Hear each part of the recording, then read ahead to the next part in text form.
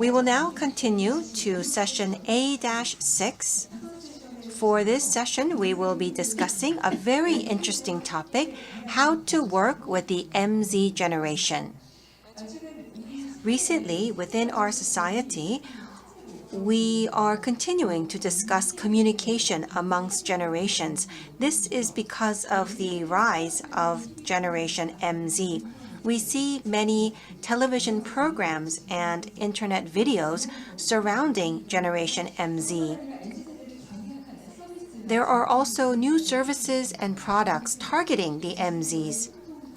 And therefore, strengthening communications with MZs will become important for companies around the world. During this session, we will take a look at who the MZs are and what their impact on HR is.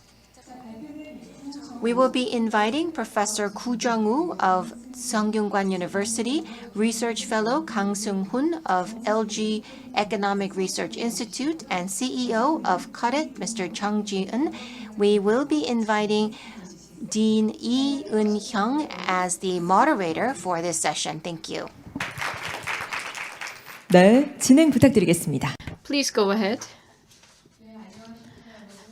Good afternoon, ladies and gentlemen. I'm very happy to be sitting here on the stage in this offline setting. And I look forward to the session, and I hope that you do as well. Let me introduce myself briefly. I am serving as Dean of the College of Business Administration at Kookmin University. My name is Eunhyung Lee, and I believe that I was invited as a moderator because I wrote a book titled How to Work Together with the MZ Generation. And here we have with us a panel of experts who are going to share with you their insights, and we would also cover some questions. The first presenter is Professor Jeongwoo of Sungkyunkwan University. And we have with us researcher Kang Sung-hoon of the LG Economic Research Institute. And then we have CEO Chung Ji-eun of CODIT. Let's first invite the first presenter, Professor Koo. 안녕하십니까. 소개받은 구정. Good afternoon. As have been introduced, I am Jeongwoo. Thank you very much. So today we're going to talk about Generation MZ, and my topic is office life of the MZs.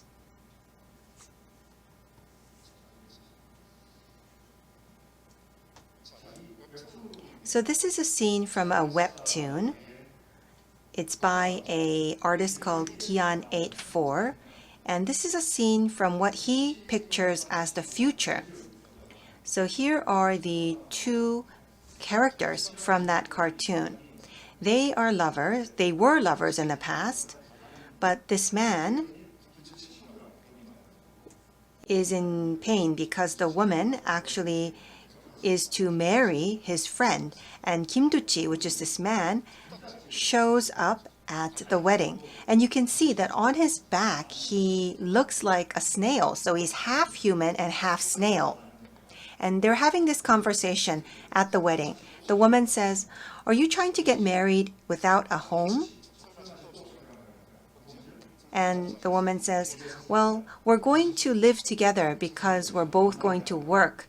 And the man says, "You're going to be like slaves all your life because labor is worthless and housing prices are higher than ever before."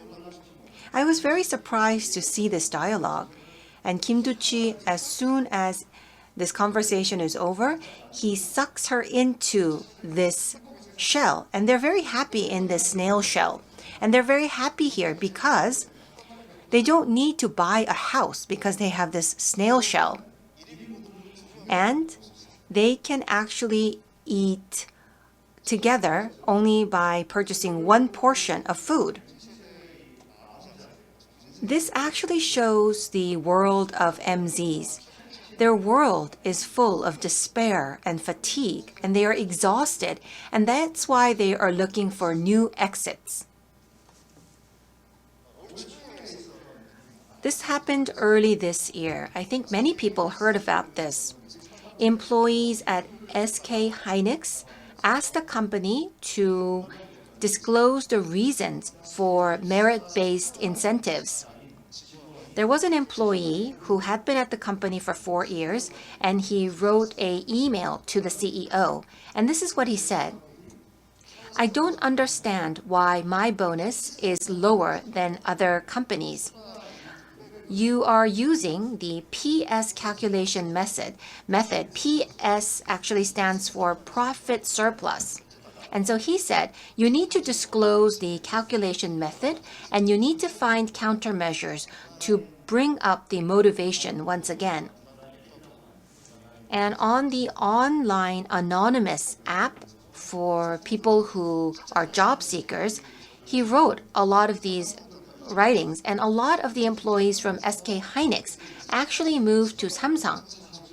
And they actually took pictures of their identification cards as a Samsung employee, and they said, we are now at Samsung, and we were at SK Hynix before. From the older generation's perspective, they were shocked at such action. PS is corporate secret, especially EVA, which is the base for PS, is about the economic value. And so that's actually a part of the corporate secrets. And so they can't understand why the MZs are asking for disclosure. But Chairman Choi actually gave a very eloquent answer. He said he's going to share his compensation with the employees, and he's going to share what the PS is with the employees. And he felt guilty not creating a consensus with the employees concerning PS beforehand. This was from the National Pension Fund. They have outsourcing, and these are the people who usually work at call centers. They are irregular workers, but they actually protested that they want to become regular workers. And so this is what they wanted. They believe that they are working with the health of the citizens, and they have access to information about the health of the citizens. And so, is it correct to outsource this work? And we need to continue the trend of irregular workers being hired as regular workers at government-owned corporations, such as the Korea Road Corporation. And so they wanted to make sure that they become regular workers at the National Pension Fund. And the union at the pension fund was against this. They said, this is actually reverse discrimination. This is actually leading to reverse discrimination because there are so many youth who have studied hard for a long time to find a job as a regular worker at the National Pension Fund. And the call center employees, if they take the same test, they would receive additional credit. And so they actually questioned whether hiring these irregular workers as regular workers was fair. Recently, the issue of stealth change of jobs amongst the MZ generation is in the limelight. So here we have an app, and it's a voice-based SNS. So CoffeeChat is a company that connects people, for example, developers or employees or executives. And CoffeeChat enables job seekers to have 10 to 20-minute dialogue with these people who are actually working at the company that they want to work at. In the past, it was very difficult to get an appointment. You had to utilize your network and you had to buy meals or buy a cup of coffee to be able to talk to these people. But now, CoffeeChat provides an opportunity for job seekers to talk to people who are actually working at the company that they want to join, to ask about welfare, about the work, and they only have to pay about 4,000 won, which is about $4 for every 5 minutes. From the older generation's perspective, they can't understand this. The older generations, they believe that working at a company for 20 to 30 years is the respectable thing to do. And so that's why they can't understand the MZs who are trying to find other jobs by going through CoffeeChat. There are many differences between the older generation and the MZs. One thing that I would like to mention is that the MZs are very interested in the issue of fairness. But there's actually two different perspectives about fairness.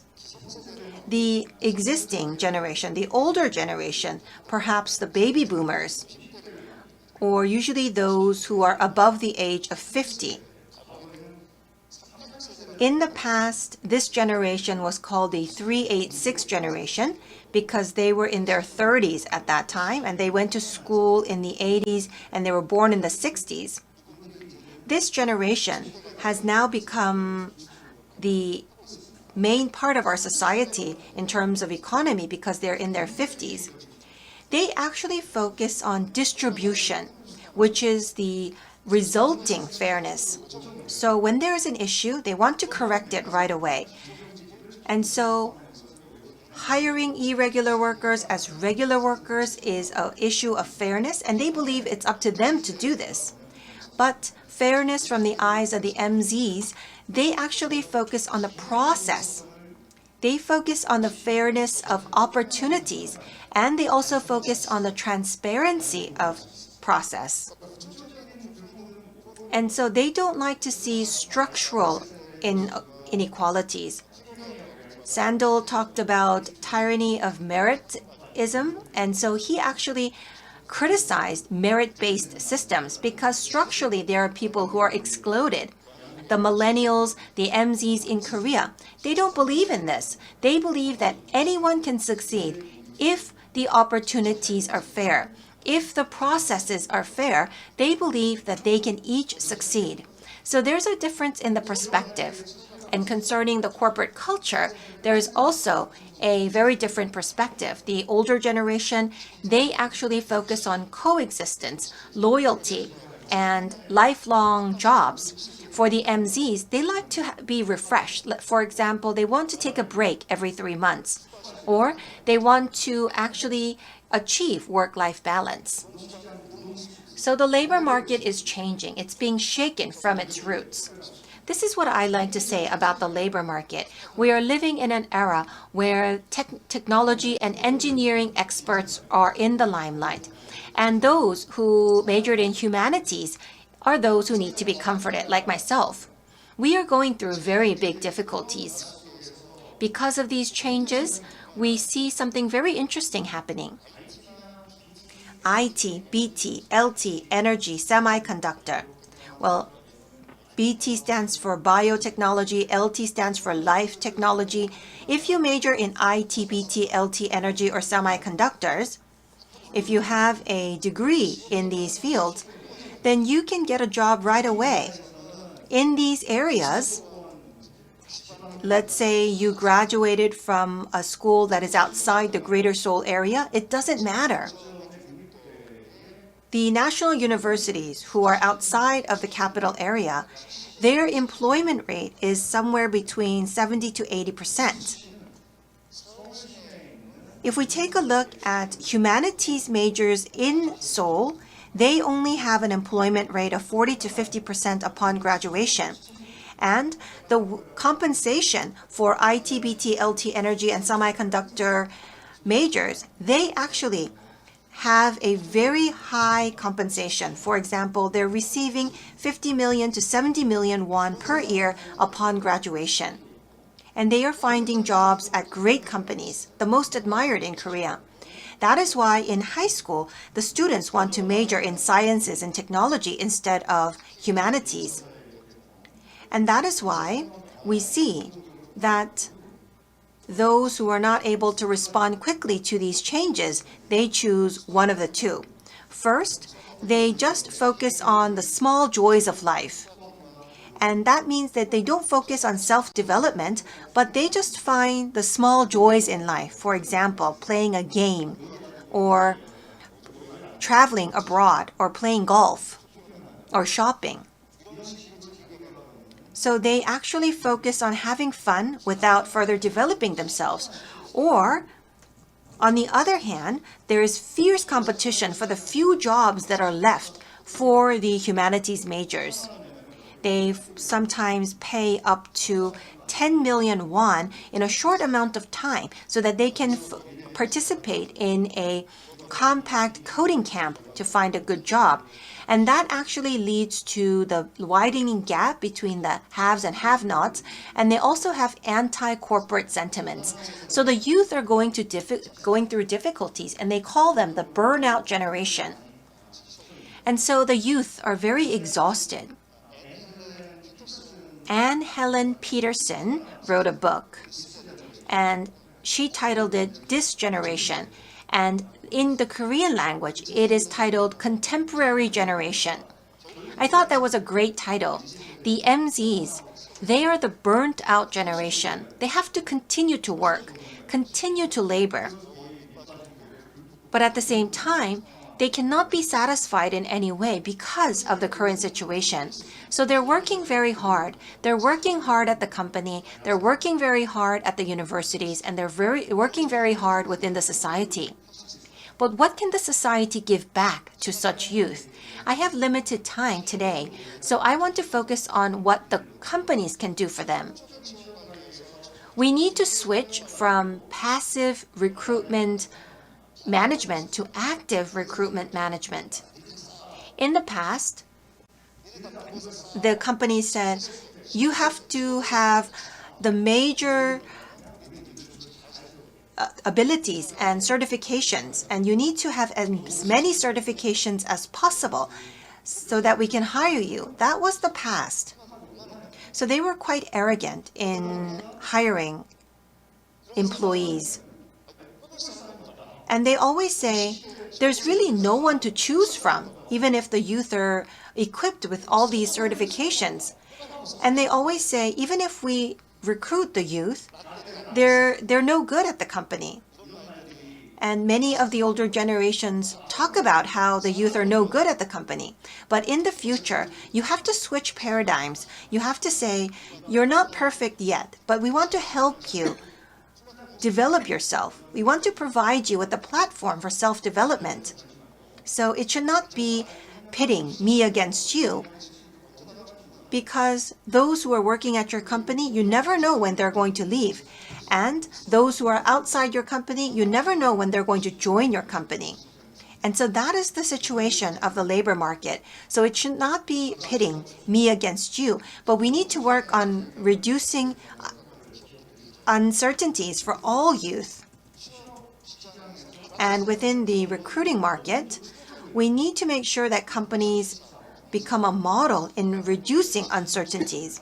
So when you are recruiting internship and new recruits, you need to make sure that you clarify the work that they will be doing. And we need to make sure that HR does not stop at wage management. Up until now, HR took care of wages. But as I mentioned before, even if you earn a lot of money, because of the heightening asset prices, especially housing prices, you can never catch up. You can never build wealth based on wages. Even if you earn 70 million won per year, that will never be enough to build wealth. And so you need to go beyond the management of wage management. You need to focus on the well-being of your employees, and you need to help them build their wealth. I believe that that will lead to reduced cost. If you are interested in the well-being and the work-life balance of your employees, then you will be able to save on cost and employee engagement will increase. In labor relations, I think this could be the answer. You can reduce the cost that comes from labor conflicts and you can recover trust in the labor relations. You need to create an agile organization. What is agile? It means that you are fast and quick to change. In the past, agile was a word usually used by software developers or software-related organizations. But now, agile communication and cooperation is more important than ever before.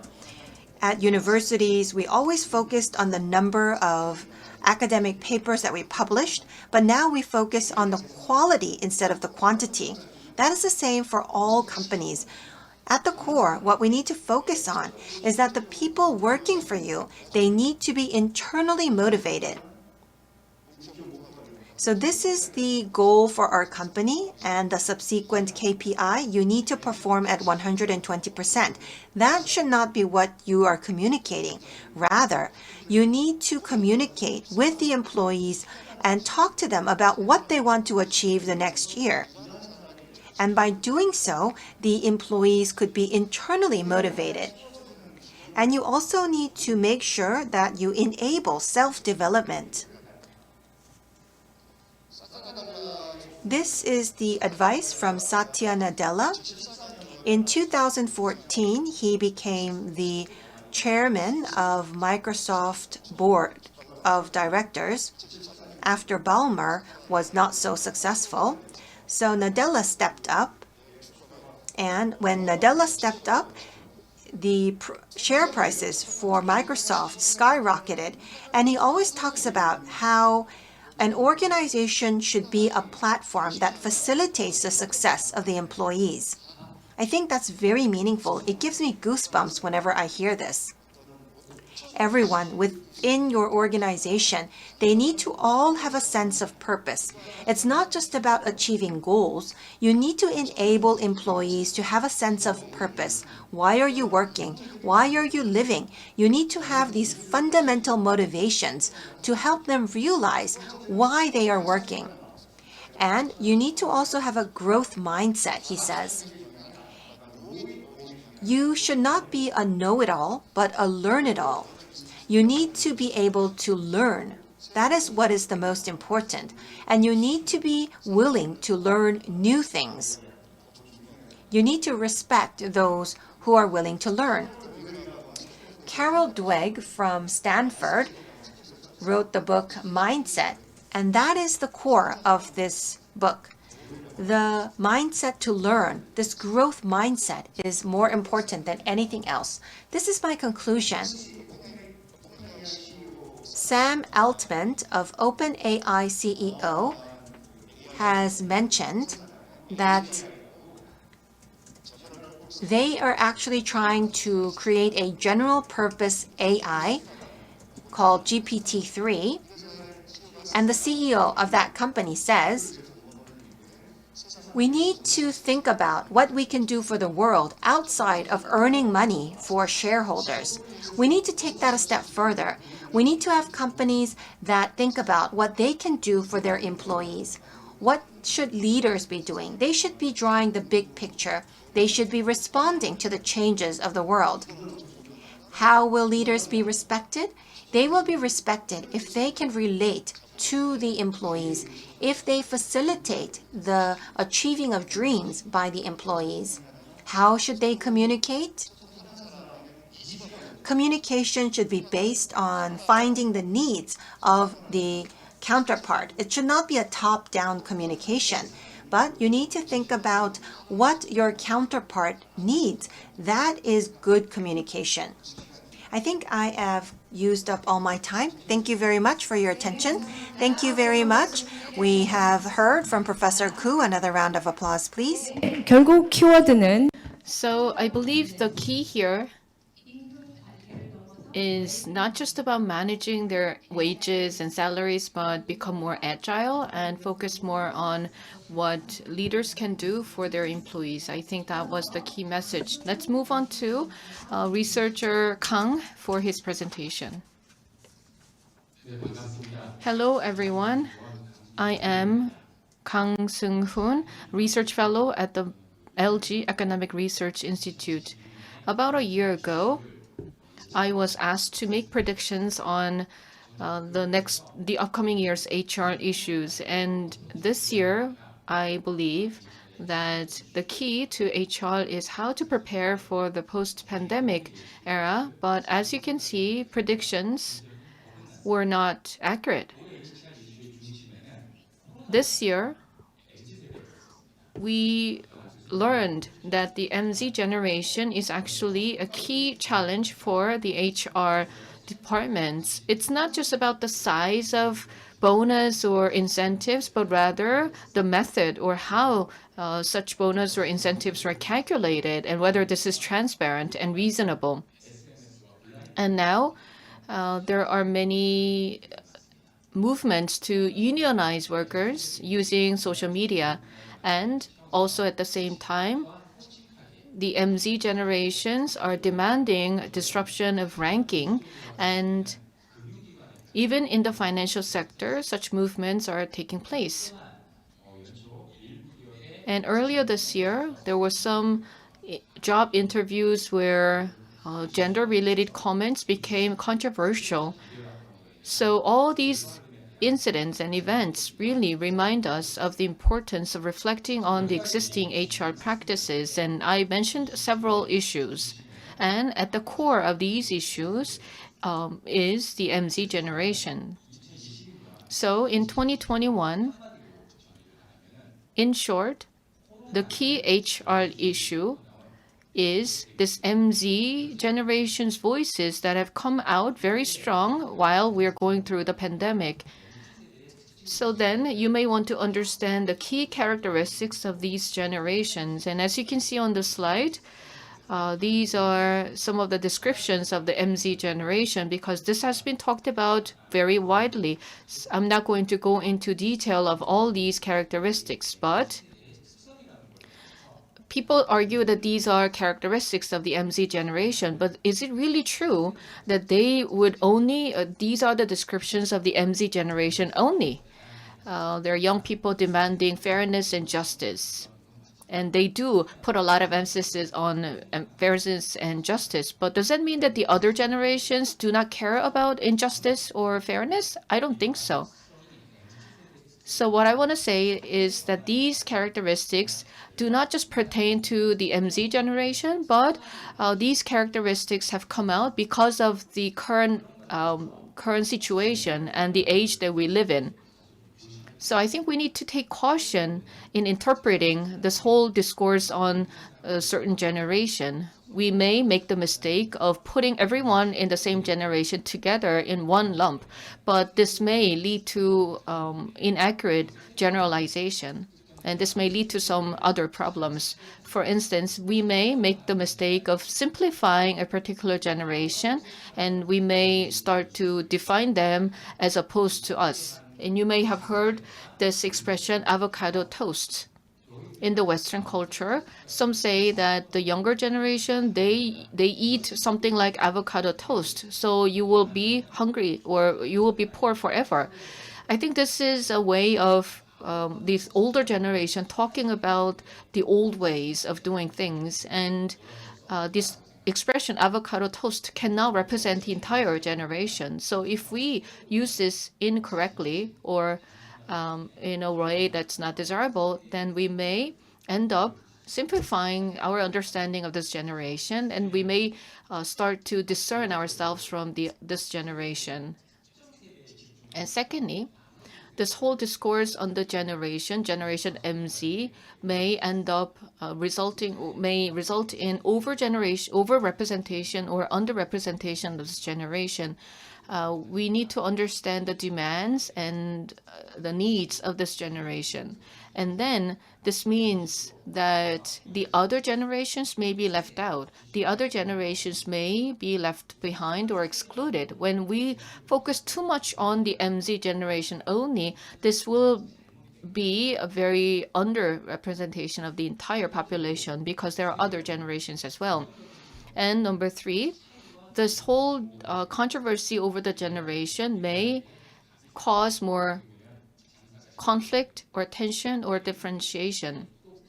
If you focus more only on differences and the complaints, then you may think that, oh, okay, we need to address these complaints, we need to address these differences only, that would be all. However, this may end up forgetting, we may end up forgetting the other aspects. So this whole conversation about Generation MZ may lead to other problems.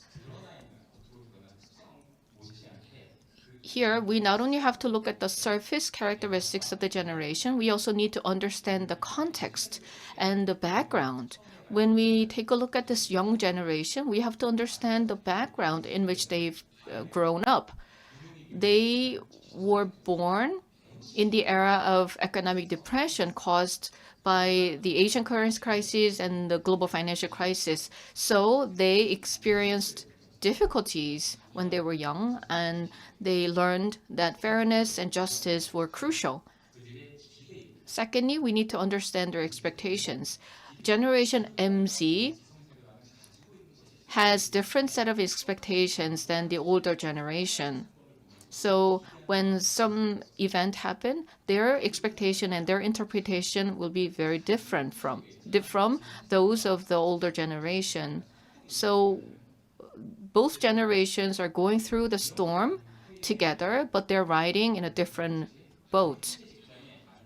So the younger people have this craze over the Bitcoin and other cryptocurrency, and they switch jobs quite often. It is because they have different expectations.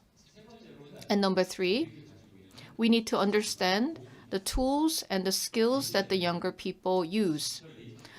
Generation MZ are digital natives, and they grew up using digital technology, and they are very used to expressing themselves on the social media. So individuals can serve as the media, and they can also create a conversation on a controversial issue. So they have these tools and they have these skills. So we need to apply a multidimensional lens to understand this particular generation. And when we try to understand the younger generation, we should not think that we should change this generation, but we should consider them as the messengers who can tell us what's happening and what their expectations are and what digital technologies they can use. Now, at the corporate level, HR has to create an environment where members from different generations can work together. So in that sense, HR should focus on addressing different and conflicting interests. As you may know, corporate organizations are different from schools or other organizations because in a company, their relationships are defined by the contract, the employment contract. So you really need to make sure that their interests are addressed. Of course, you can understand each other and you could try to create empathy, but that's not all. And you may pursue a personal level understanding and create empathy, but that's the beginning of improving the relationships. And you have to really address particular interests. And secondly, even though it may take longer time, whenever there's an issue, you should not just address the issue on the surface, but you should go deeper and try to understand the root causes. I'm sure there are many people who are in the HR functions, and HR people do not like conflict or arguments. So HR, they may have the tendency to just patch up problems and offer some short-term solutions.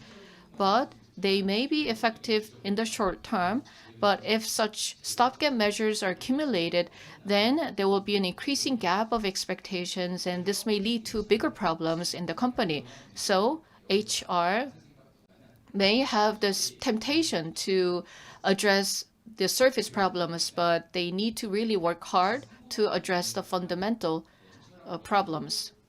So you not only need to use your heart, but also use your brain and reason to address interests. And you also need to go deeper and analyze the fundamental root cause of a surface problem so that you can address issues arising from this generational conflict. Then, what areas does HR need to change? I like to talk about the three particular specific areas. First of all, you need to reshape and restructure the backbone. And here, on this graph, you can see the level of compensation depending on how long they, depending on their rank and file. And you can see that there is more hierarchy in the orange columns, but the blue columns represent Japan and the orange columns represent Korea. We tend to think that there is very strict hierarchy in the corporate culture in Japan, but when it comes to compensation, it is actually true that Korea or Korean companies have more strict hierarchical culture. And in Korea, senior people with more than 30 years of work experience would be compensated much higher than the others and the counterparts in Japan. And I think this is the main reason why we have so much conflict in Korea between the younger and the older generation. And if senior people are not so their productivity is not 3 times higher than the younger people, this type of compensation will not make sense to the younger generation. So what do we need to do? There's no clear answer, but at least companies need to change this type of compensation structure that is mainly based on seniority, but compensations have to be linked to the roles and responsibilities and the performance. And for senior people, we really have to see whether their roles and their contributions have increased and whether they have created value. So roles and responsibilities and actual performance and KPIs need to be linked to the compensation structure. In the past, Japan or Japanese companies had a very strict seniority compensation system, but they were able to reform this structure. But it took more than 10 years of effort, and it took a very long time for them to make this gradual restructuring in the compensation system. And for Korean companies, you cannot change this overnight, but the HR department has to set specific goals along the line and gradually need to change this compensation structure so that there will be less reliance on seniority. And next, the HR needs to increase the engagement of the employees. And there's reverse mentoring in some companies, and there's some other initiatives. So if we ask the MZ generation and what they think about it, they don't really like it because they had some conversations, but nothing substantial has changed. And they felt the impression that the senior people were trying to do pep talk with the younger people, and that was it. So there was some conversations, but they did not result in actual change. So even if it's in a small to a small extent, but you need to create room and you need to offer opportunities for younger employees to make meaningful contribution, and so that they can become more engaged. There is a company called Mercari in Japan. This is and this company, they created this peer bonus system where employees can exchange bonus points. At the beginning of the week, they receive a set of a certain amount of points, and then throughout this week, they may send these bonus points to coworkers who help them. So this means that bonus points are not just given by the company, one directional, but rather peers can exchange and share bonus points to express appreciation. Of course, the size of the bonus points is relatively small, but this is quite meaningful because this creates opportunities for employees to share benefits and express appreciation. And these will provide motivation for employees to be more engaged. So these are the kinds of things that the HR department has to think about. And the third area that they need to work on is to create a new mode of work. In the US, we have all these resignations happening in America, and these resignations are mainly, this trend is led by the millennials and Gen Zs. It's because they want to work where in a company where there's flexibility. In Korea, we didn't have complete lockdown measures, and now we have gone through this transition to with COVID. So you may think that we're all going back to the past or the old ways of doing things, but I don't think so. Now in Korea, many Korean companies are competing with global companies for talent. You may think that the current situation is okay, and if you do not change the way you work, then you will not be able to attract excellent talent. We don't have to physically be in the same office together. It's not attractive anymore. Of course, we don't know what kind of mode of work we need to pursue in the future, but I'd like to ask you to revisit your current mode of work and think about how to change or revise your mode of work in your company to attract quality talent. So I discussed several areas where the HR department can reflect on to promote harmony between generations within your organization. But I would like to once again say that you should expand your understanding, not just focusing on the generational issues, but rather something else. If you point to the moon with your finger, then people may end up looking at the finger, not the moon.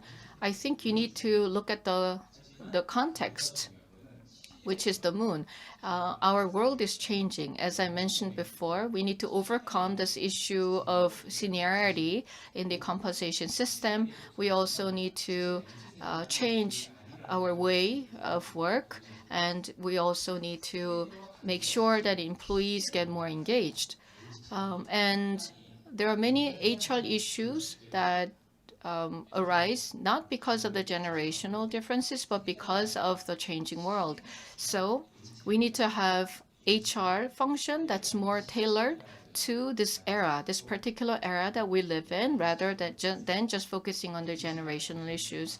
I'd like to thank you for your attention. Thank you. 연구 위원님. Thank you very much for your presentation. So we believe that we need to take a new look at the merit-based systems. We need more engagement, and we also need to move in the direction of the new future.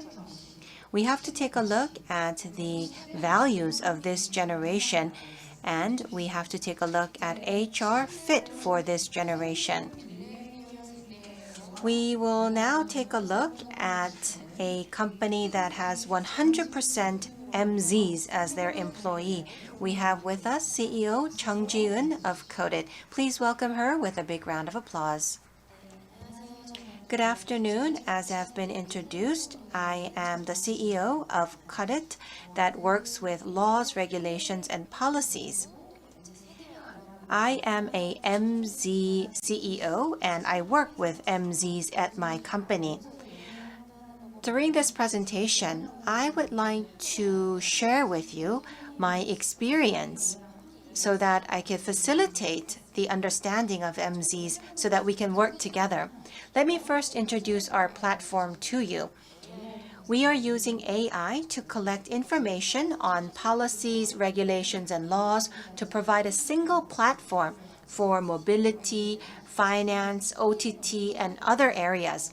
Thousands of regulations and policies have been scattered across various platforms. Now we are bringing that together so that we can work on creating a single platform. Let me introduce myself to you. My first job was at UNESCO. I worked in Paris as an intern, then I became a consultant, and then I worked at OECD as a policy analyst. So for about 10 years, I worked at international organizations, mostly related to education and the youth. And currently, I am the CEO of CODIT, and I am also working at the Youth Policy Coordination Committee under the Office of the Prime Minister. I started this company because I noticed that there is so much information available, but we cannot use this in real time. That is why I joined with a tech expert who is our CTO so that we can create this platform together. As I have been introduced, our employees are 100% MZs. We are a small company, and that is why this is possible.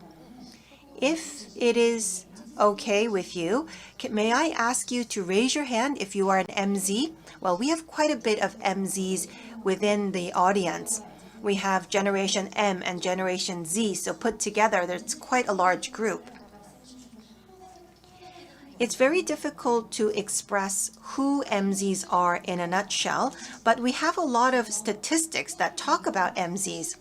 So according to statistics, 1/3 of the Seoul citizens are MZs. So now MZs is the single largest group within Seoul, not at the workplace, but within Seoul. So in the overall population, we are the largest group. And so we are important as voters and also consumers. And in the future, we will become a leader in the demographic area. And so that is why we have to learn about MZs, and we need to understand MZs in order to live with MZs within the society. While I was preparing for this presentation, I wanted to think about, has it ever been easy to change generations? So if you're not an MZ, I'm sure that you have always heard older generations saying, you know, when I was growing up, when I was young, we weren't like that. And so every generation has their issues. And so before we go into that, let's take a look at some of the factors that we need to learn about in order to understand MZs. So we have to take a look at a couple of different factors. First, you may think that there are issues of MZs, but it's not a generational issue. It may be due to the lack of experience. If it's your first job, if you're still young, there are issues that arise, and those issues will naturally solve itself with time.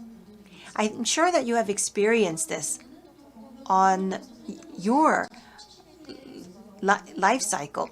So when you first see an employee that is new to your company, they may have issues, but these issues sometimes naturally resolve itself in 1 to 2 years.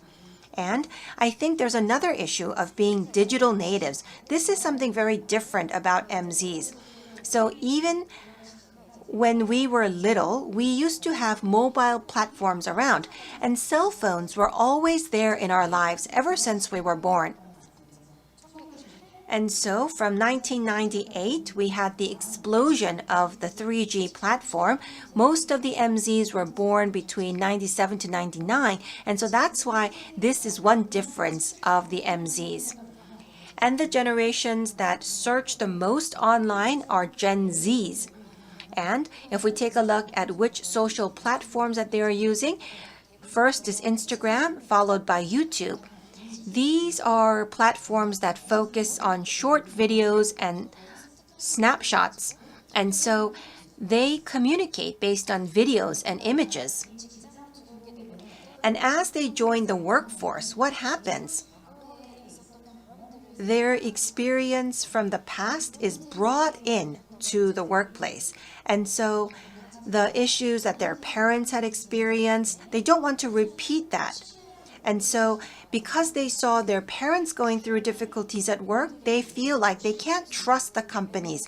And because they can listen to the voice of their peers easily on apps, sometimes they bring that to the companies. But on apps and on websites, you sometimes see extreme cases and negative cases. And that's the nature of online communities. And so they sometimes come to the workplace with negative images already embedded in their minds. And so they may start to approach the workplace with a negative image to think about what they want to avoid. And so they sometimes come to the company without trust of the company. And so we have to think about how to overcome this issue. When we recruit employees, the employees tend to think, well, this company will not give me certain benefits. And so building that trust back is very time-consuming and energy-intensive. So while working with millennials, I'm a millennial myself. And so if we take a look at what motivates millennials and Gen Zs, we have to first take a look at what motivates us. I think we have that lack of understanding of what motivates us. And I believe that finding that motivational point is very important. As we build up trust with the MZs, we have to think about how to motivate them. If we take a look at various surveys, most of the surveys say that more money will make them happier. Well, if someone says you're going to pay them more, then they will become happier. That's a basic fact, and that's a very important factor. But we see that the increase in the wages is not catching up with inflation or the increase in housing prices, and so that in itself will not be enough of a motivation. And some companies may have a lot of profit surplus, but due to COVID-19, some companies cannot afford to pay them more, so we need other factors of motivation. If you take a look at number 2, 3, and 4, you can see that the second motivation factor is opportunity for advancement, especially Gen Zs. They are at the process of building their career, and so they feel like they need to learn in order to start their own company or move to a better position. And that is why self-development opportunities are important. And I took a detailed look into the motivational factors. You can see that self-growth is very important. And they also want to do interesting work and relevant work. And what is also important is the work-life balance. And other answers included flexible schedules. So you can see that balance and growth were very important for Gen Zs. This graph actually told me that many of the Gen Zs are motivated by different factors. You may think that generationally, Gen Zs have the same motivational factors, but you can see that there are different motivations, and so you need to be able to personalize these motivations for each of the employees. This is something that I experienced myself. So what should we do in working with Gen Zs? So I'm going to concentrate on that for the remaining time. So when thinking about solutions, first, we need to be transparent. We need to be open and honest in our communication. What does it mean to be transparent? The older generations, so the executives and the fathers, they tend to actually not say anything negative to the daughters or the sons or the employees. They will actually shoulder all of the difficulties and just pay them wages as they can. But the Gen Zs, they actually want to understand the company, even the difficulties, and they are looking for transparent communication. This is something that I am working on myself as a CEO, but that's actually quite difficult to do. I'm not sure as to how much I need to disclose the information about the company. Well, the employees, they have a lack of trust for the company, but the company also have a lack of trust for the employees as well, because they feel like that the employees do not have loyalty. And so you're not sure as to how much you should be disclosing yourself. But if you do not take that leap forward and trust them and become transparent, it will not be facilitating any development in your relations. Second, everything has to be personalized. The ads are personalized these days. Everything is personalized these days. And when I wanted to do a Facebook ad, I saw that some of the options actually included details such as whether you want to show this ad to someone who actually has a friend who recently had given birth to a child. And so you can see that it's very detailed in personalizing ads. And so we need to personalize motivational factors such as compensation for the employees. You need to remember that one size does not fit all. So when I talk to some employees, sometimes I feel like they're motivated by learning opportunities, but some people are just clearly motivated by money. And some people are motivated by working with talented people. I went to a startup event and I met the CEO of TOS, and I learned that at TOS, they always wanted to compensate with money. They could not give them work-life balance, so they paid 1.5 times other companies. And then the second option that they provided to the employees is to provide talent. So they wanted to make sure that the employees were surrounded by talented people. And they actually were able to recruit talent because of these two factors. So when you are hiring developers at TOS, they noticed that the developers asked, how many senior developers do you have at your company? Because they wanted to have learning opportunities. And so you need to customize motivation for each of the employees in order to retain talent. You need to make sure that you find these factors for motivation that fits each different employee. The next thing is something that is very difficult to do. I try, but it's very difficult, and this is feedback. So when I became the CEO, there's so much work to do because we are a small company. I have so much to do myself, and so I don't have a lot of time. But do I have to give our employees feedback? There's just too much to do, and so feedback actually gets lost in the shuffle. 65% of the employees say that they want more feedback on the work. And so the feedback is not about being criticized. It's about finding ways to improve. It's about receiving recognition for what I have done good. And so this is what is very lacking in our culture and at our company. So how often you give feedback is very important. And as other people have mentioned, when you have negotiations about wages or when you have HR meetings, then you could have feedback, but we need to have feedback on a daily basis in our everyday work so that the MZs can communicate with the company. And so in preparing for this presentation, I noticed that if the leaders are doing well, then the MZs will be happy in doing their work. So I had to reflect upon myself. And the next part is learning opportunities. At our company, I think we're very proud to say that we provide very good learning opportunities. We are a startup, and so sometimes we are doing things that no one has ever done before. And so in order to do this, we have no choice but continue to learn and learn very quickly. Learning quickly is encouraged through collaboration and networking.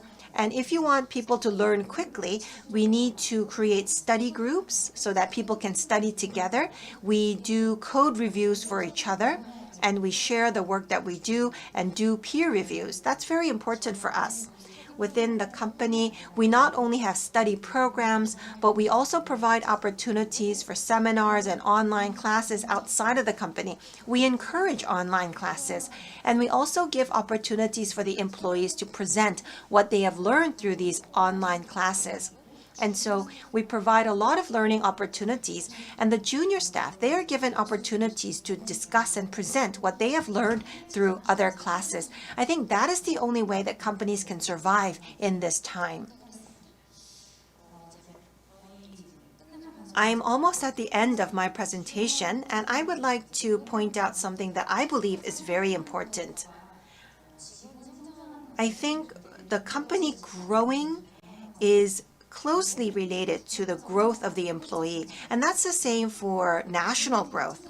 The people need to grow in order for the nation to grow. If you want to choose people who are already fully grown, that will not be possible. You need to find people who will grow with the company. Growing together is always very important. And so we need to take a look at how we can grow together. That is very important to establish. Growth is not just about growth in sales, but it's also about providing feedback on what we learned in the process. Well, I actually gave this part a lot of thought, and I participated in a Google Startup Mentor program. And I actually had an opportunity to talk to a mentor who worked for over a decade at Google. And I asked questions about the growth of the company and employees. And this great mentor said, how engaged are our employees? He asked that question. He said, you are an MZ, but you are acting like you are of an older generation, trying to lead the way by shouldering all of the challenges yourself. So he said, why don't you share your challenges with the employees rather than just sharing them with your mentor?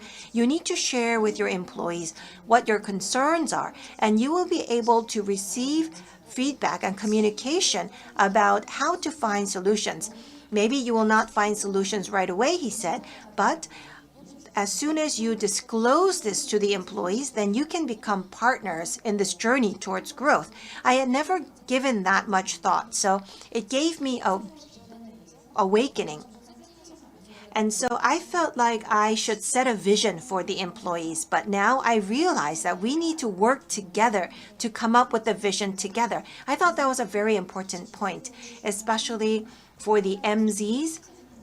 It's very important to them whether they chose this for themselves or whether they were forced to do this. The MZs need to realize that they actually chose this company to work at and that they are finding solutions for the company together. And that is very important for the MZs. And in order to facilitate that, we need to have open communication. And so that is why we need higher engagement in decision making. As I mentioned before, we need open and transparent communication, and that is important as a boss and as the company itself. Many people tend to think that the MZs don't know. You may think like you know more than them, and you feel like they don't know what they're talking about, but they don't know because you haven't told them. If you share and if you talk more with the MZs, then they will realize what issues the company has, and they will be able to come up with solutions with you. And you also need to invest in talent. Well, as I operate a startup, it's different from a large company because we invest and we grow the company, and sometimes the employees leave our company after 2 years to a large company. And so we feel like we're losing talent. I feel like I'm investing in talent, but what if they leave us? I feel like I'm being backstabbed because of this. Many people at startups think about this issue. And so, but if you do not invest, then you will inevitably work with people who are not growing. And so you need to invest in order for you to work with talent. Even if you invest in 100 people and only 20 remain, then the 20 that you have are now developed. And so when I talk to my CTO, Well, the CTO has study groups every Saturday, and he works very hard. And I say, aren't you tired of all this? And he says, no, I actually learn from these study groups because the best way to learn is to teach others. And so that's why he believes it's important to conduct study groups. I also believe that to be true.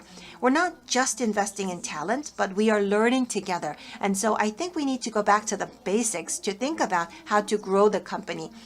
Working with the MZs, I come to think more about the process of growing individuals, companies, and the nation itself.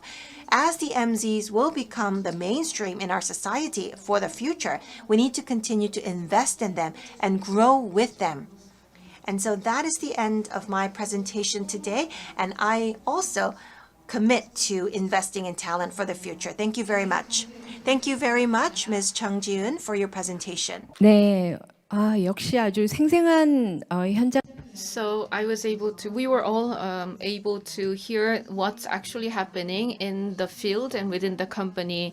MZ generation, they want growth and they also want balance.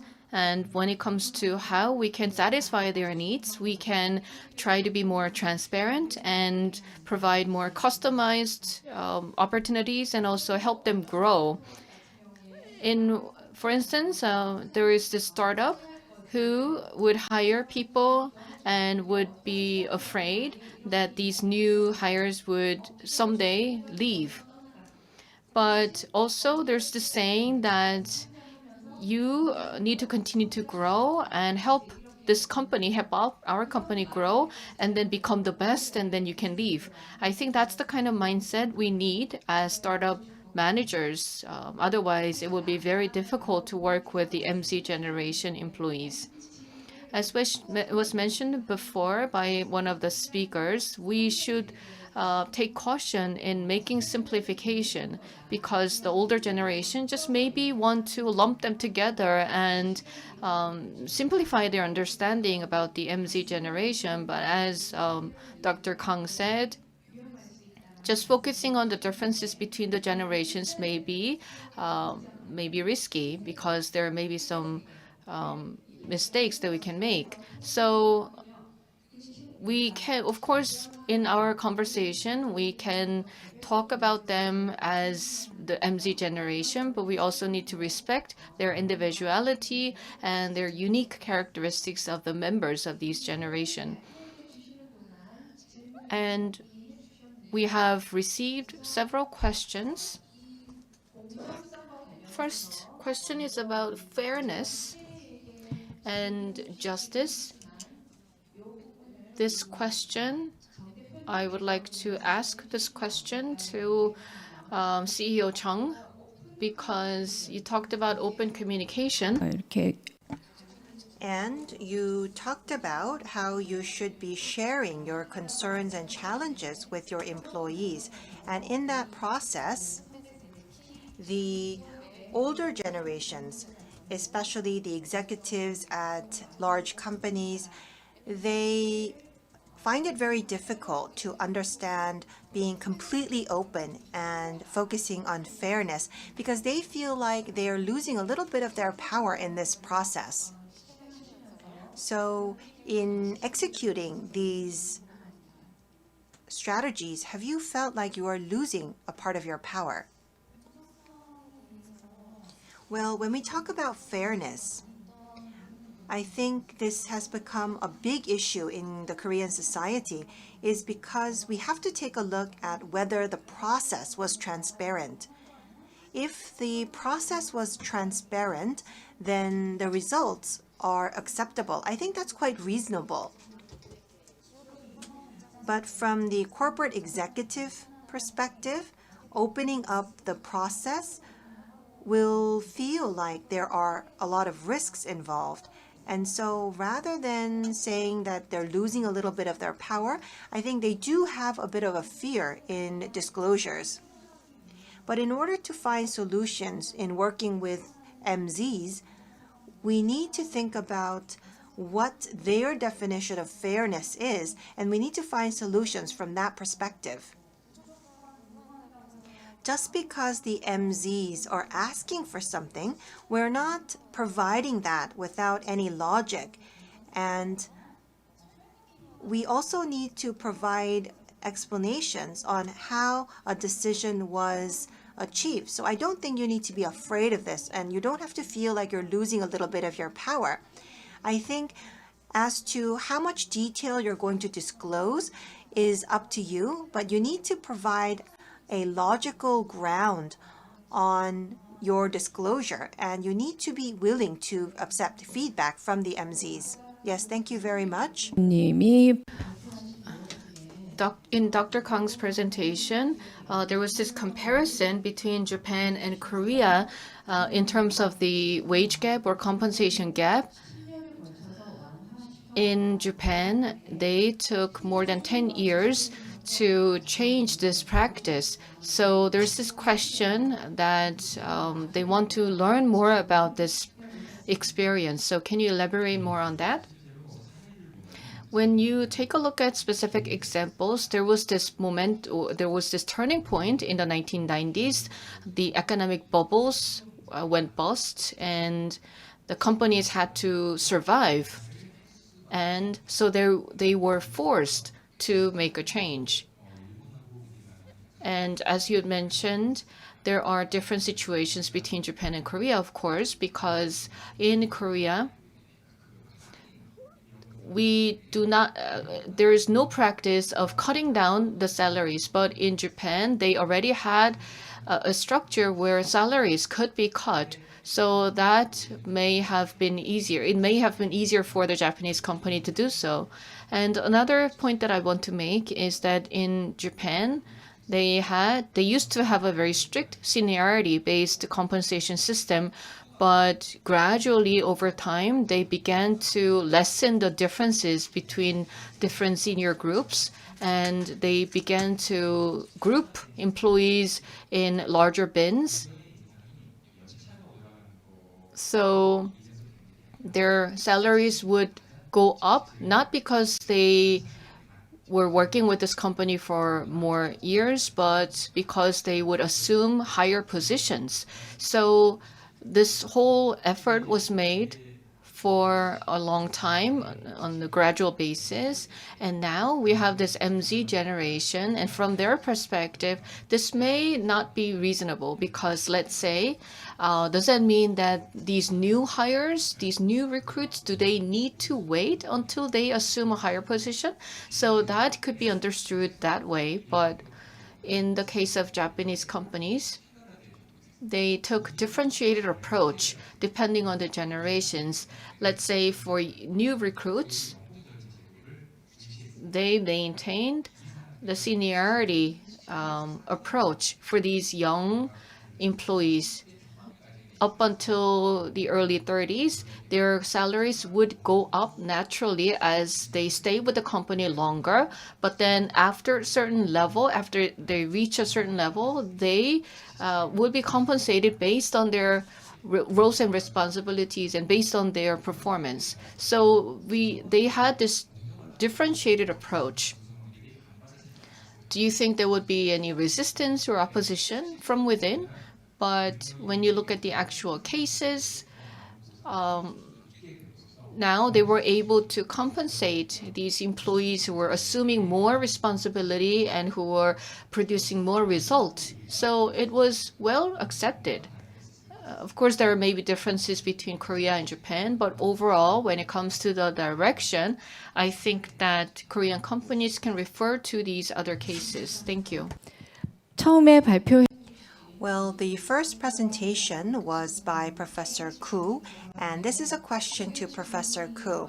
There are two questions, but I think we can integrate it into a single question. You talked about going beyond wage management to do perhaps well-being management and also teaching your employees to manage their wealth. And so would this be actually possible at companies? That was a question from our audience. So they actually wanted examples to see if this was actually possible. And if I integrate this with the next question, there were questions on the meaning of work. So the MZ generation, they're looking for the meaning of work. And so if they focus on just monetary compensation, will they be able to find the answer to the meaning of work? We will now go to Professor Koo for your answer. Well, the second question was about monetary compensation. Yes, the question was, if you teach your employees to manage their wealth, would that be enough in finding the purpose of work? So I think the question is focused on how you would help your employees find the purpose of work. And so could you answer those two questions together? Well, first of all, the current generation, I think that the biggest characteristics of this generation is, as a background, I would like to talk about this. The youth generation of the past and the MZs today are very different, especially the Gen Zs. They are very different because of the AI revolution. Some people have already mentioned this. The Gen Zs, they have been born into a world where cell phones exist. They say that they were born with cell phones in their mouths, so they are called the phono sapiens. So we need to approach them from a completely different aspect. We should not just limit the evaluations on contributions and merits. We cannot equate the MZs with the youth of the past. We need an innovative perspective.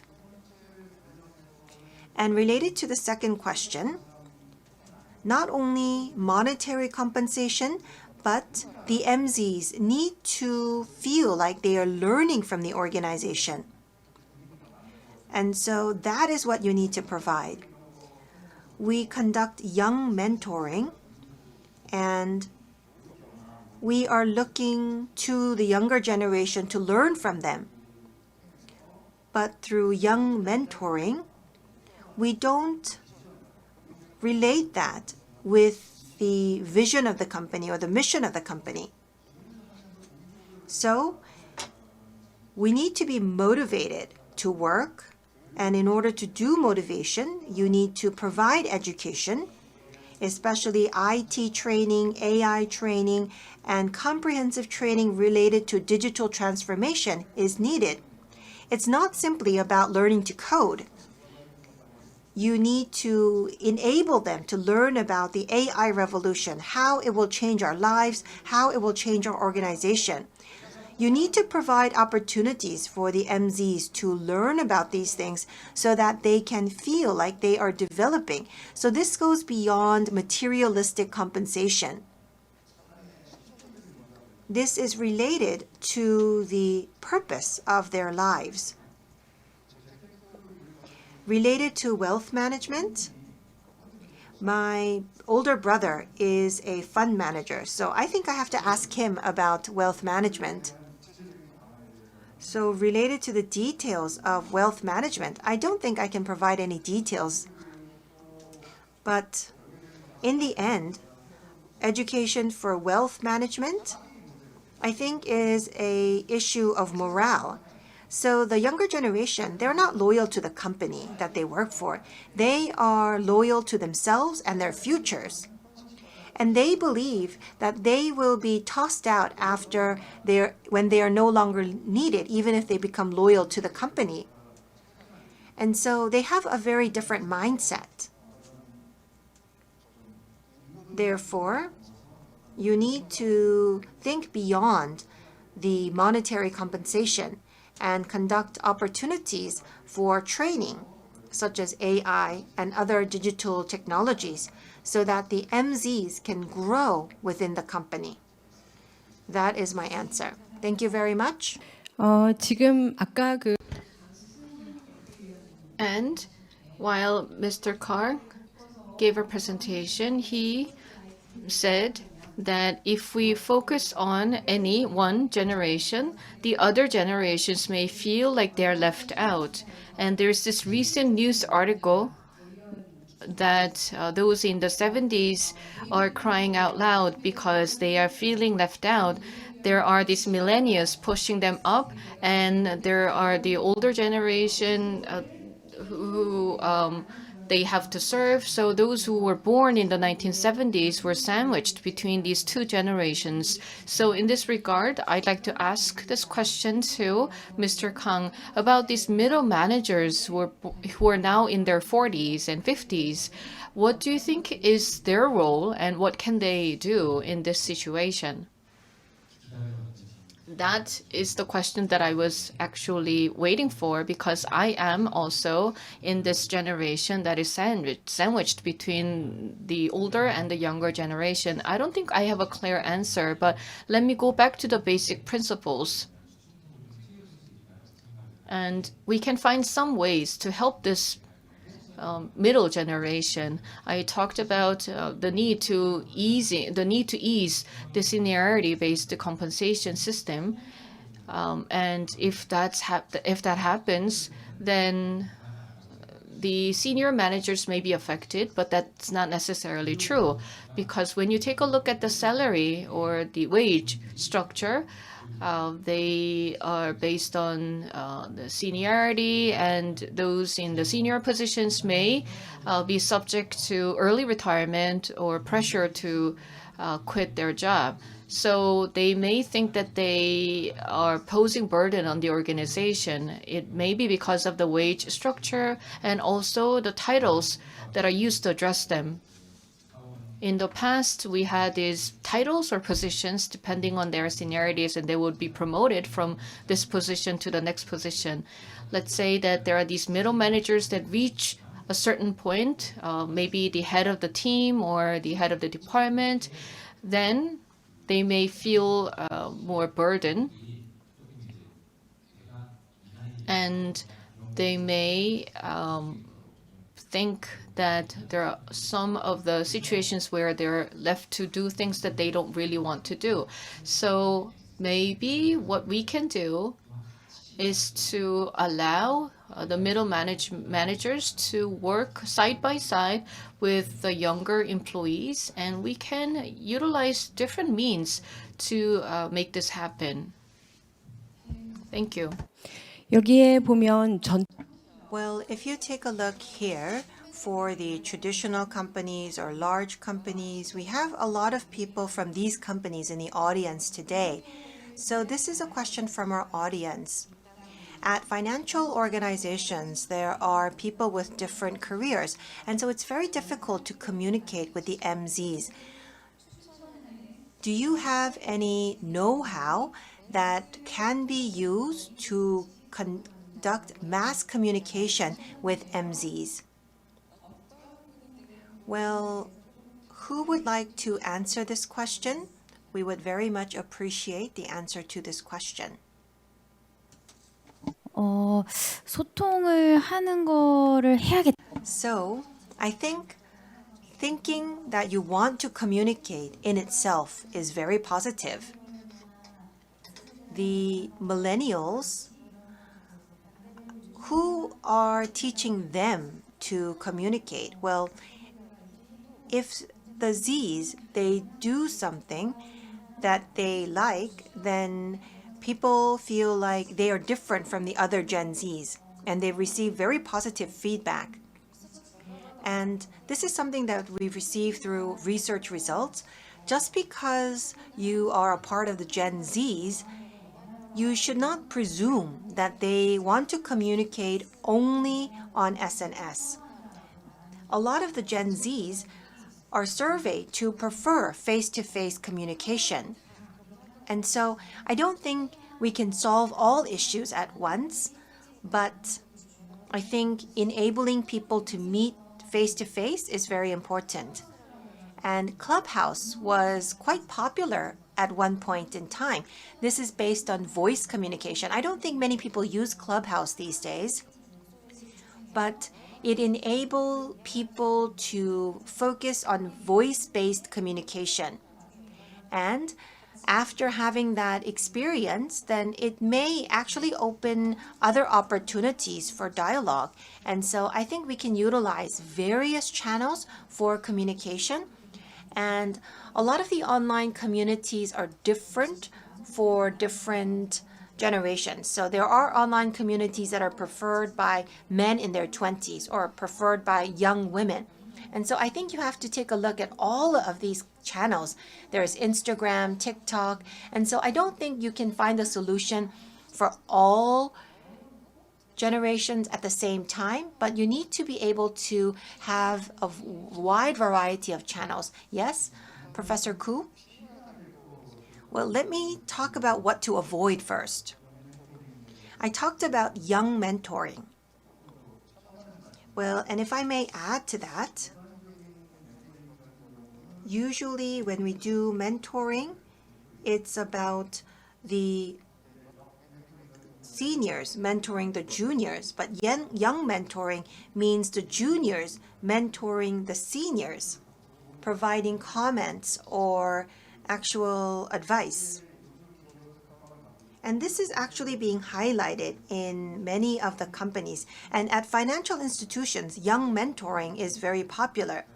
How is young mentoring conducted? If you take a close look, we can see that, for example, you have opportunities to visit museums or art galleries together. That you may think is young mentoring, but that's actually not young mentoring. People don't want to do this. They have so much to do, and would the young people actually want to do young mentoring? And that is a situation where the younger generation cannot voice their opinions. And so the MZs, you have to take a look at what they need and what they want to do, rather than just saying, this is young mentoring for you. We had the mentioning of Clubhouse, which is voice-based. Of course, meeting together to have dialogue could be meaningful, but I don't think we should be too fixated on this. Of course, it could be different from company to company. Smaller companies may have more opportunities to do this, and it may be more difficult for larger companies. I talked about Nadella of Microsoft. He actually utilizes emails. And rather than focusing on just work, he talks about the trends of times and how we should be working. And he also talks about the difficulties of employees and what can we do to support the success of the employees. And so he continues to send out regular emails on this topic. It's not just about the everyday work that they're doing, but it's more about supporting the growth of the employees. And so he sends out these emails regularly. I also email with my students, in particular because I did not have a lot of opportunities to meet them in the last 2 years because we had online classes. And when I email with the students, I can see that they really enjoy emailing with me. And it motivates them to learn. And I get to know that person, and he gets to know me, and I get better evaluations for my lectures. So utilizing emails would be a great opportunity for dialogue. 네, 매스 So, in my case, I like to share my experience. I have 2 sons. They are all millennials. And I used to have just short conversations with them, just maybe me asking questions and them answering in short answers. But as I was writing my book, because this book it was about millennials, I went to my son, and then after I finished my manuscript or a chapter, I asked my son to review this manuscript, and I asked for his feedback, and he was quite happy to be able to read this, and he would give me some compliment. And so what I like to say is that I think you need to show genuine respect to the other. And ask for an opportunity to communicate with that person, and then you can be quite successful in talking with these Gen Zs. I sometimes give lectures on how to work with millennials and Gen Zs, and I would go to many different organizations, and this is one of the frequently asked questions. We have many traditional companies, and we have these older generations, but it seems that we always talk about catering to the Generation MZs, but on the other side, isn't it also true that they also need to adapt to and respond to the needs and voices of the older generation? So I'd like to ask CEO Chung to answer this question first, and then I'll invite the other speakers as well. 네, 맞는 것 같아요. I think you're correct. The Gen Zs, why aren't they trying to understand millennials? I think they're all saying nobody is trying to understand me. On one side, if we have companies with a long history, then we have a lot of generations working together, and the new recruits are expected to accommodate to the people who are already there. So whenever I think about this, you sometimes think that something is fixed and that something cannot be changed. That's where all the problems come from.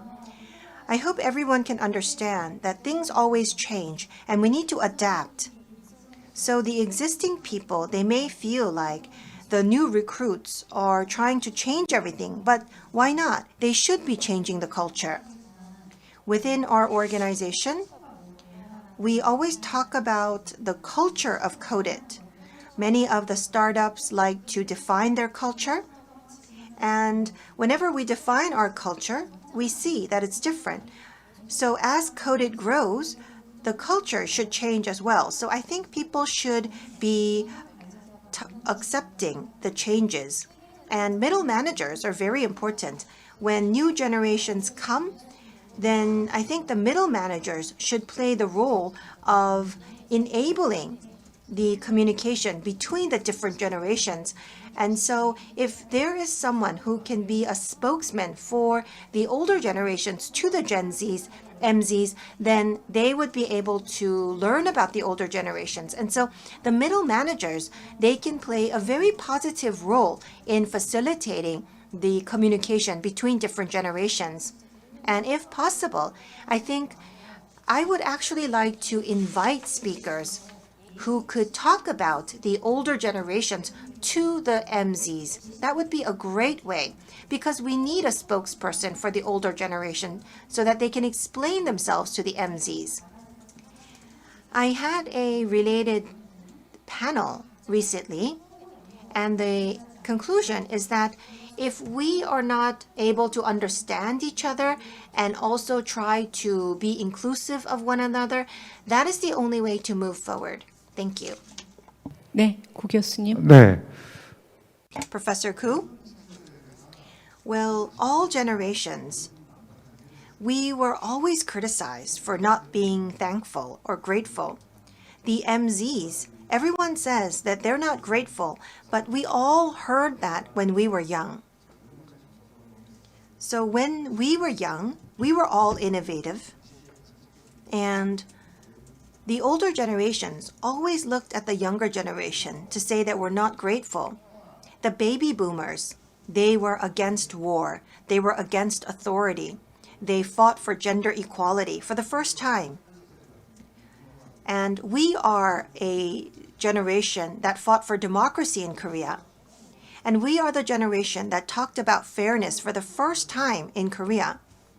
And so that is why the older generations always told us that we were too radical. So what I'm telling you is different from the MZs, because MZs are living in a fundamentally different world. They are living in a low birth rate and aging society where the actual unemployment rate is up to 25%. Well, overseas, it may be different, but that's not in Korea because the large generations, they have to work the large number of generations, we have to work together in Korea. And so understanding each other is very important. There are common experiences amongst generations that could be a bridge. One way to do this at a company would be to have a common mission for the company. Not just a mission for the MZs, but a mission that can be shared by the MZs, the middle managers, and the executives. For example, if you are a petrochemical company or an energy company, you can have a common goal related to climate. And you can work together to make your customers successful, to make the organization and the members of the organization successful. That common goal could facilitate understanding. And more importantly, having this cross-generational mission at the company could facilitate encouraging each other for success. Thank you very much. 시간 We are running. It is time to wrap up the session. I would like to thank the audience for sending us very good questions. We were not able to cover all the questions due to the time limit. Thank you very much for your attention. Thank you once again. A big round of applause to the speakers as well as the moderator. I wish we had more time, but we have the next session waiting for us. So I'd like to ask for your understanding. I hope that we will all continue to try to promote communication among different generations. We can think about HR and corporate culture starting with the MZ generation. This is the end of session A-6. After a short break, we're going to begin session A-7 at 4 p.m. Thank you.